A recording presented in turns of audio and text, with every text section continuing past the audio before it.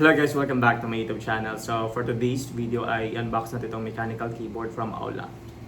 So nakuha ko siya for 8,400 sa Lazada. Available din siya sa Shopee. 60% mechanical keyboard pala siya. Then nakalagay siya dito sa hard case. So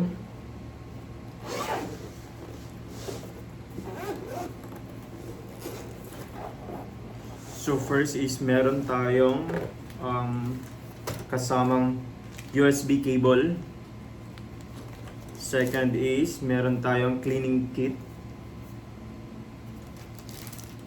Next is extra cups.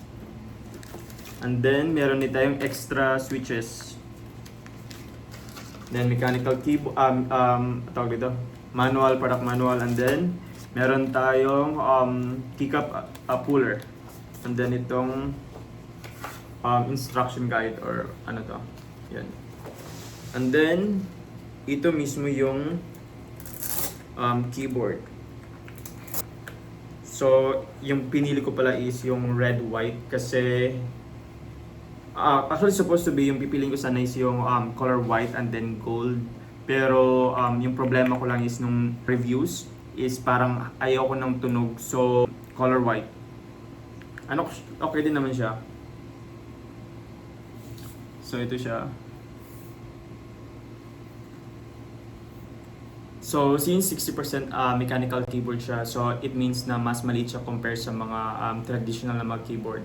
So kapag ito yung size comparison ng ano, so ito yung previous keyboard ko. So mechanical keyboard din siya from Royal Kludge. So nakuha ko din siya for around, I think siguro mga 4,300. So okay din siya until now, ginagamit ko pa din naman siya. And ang kinaganda nito is meron siyang volume knob, and then meron din siyang screen. Nakokontrol mo din yung mga settings niya dito mismo at hindi mo na kailangan pang i-download yung mga software sa nilang dalawa.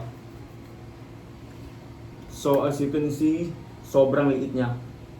Pero mas prefer ko yung 60% kasi mas compact at saka medyo mas may space ka for mouse mo compare sa ano. Kasi ito sobrang laki at saka sobrang space consuming talaga niya. Pero until now, okay pa din naman, wala pa nang sira. Full body aluminum siya. At saka sobrang bigat niya. Like, try natin tanggalin tong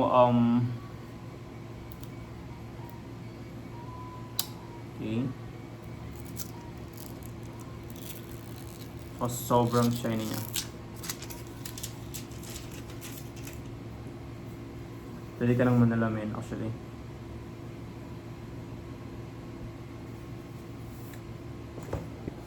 So yung disadvantage lang ng mechanical keyboard na to sa previous mechanical keyboard ko is kailangan siyang nakasaksak sa laptop or sa PC nyo kasi wala siyang features ng wireless compare sa previous mechanical keyboard ko na pwede siyang wired and then pwede siyang ganito. So isasaksak nyo lang siya sa laptop nyo and then pwede nyo siyang gamitin and then pwede din siyang wired. So compare dito na yung options niya lang is kailangan nakasaksak ang laptop or sa PC nyo.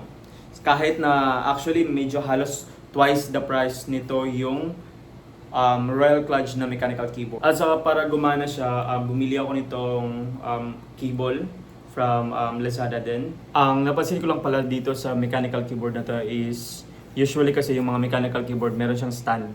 So ngayon is wala siyang stand and then meron siyang parang tawag dito. So kailangan mo siyang i-press para stable yung ano niya, yung stand, and then kung gusto niyo naman na medyo hindi siya medyo stable, so depende siya sa preference niyo.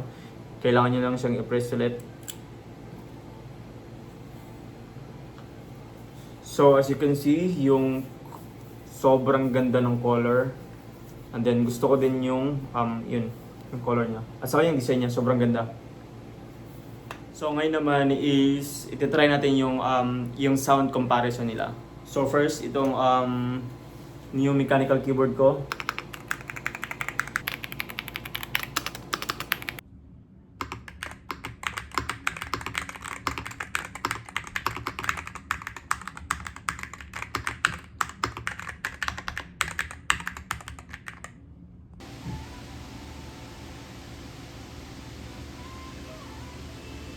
So yun lang. So thank you so much for watching this video.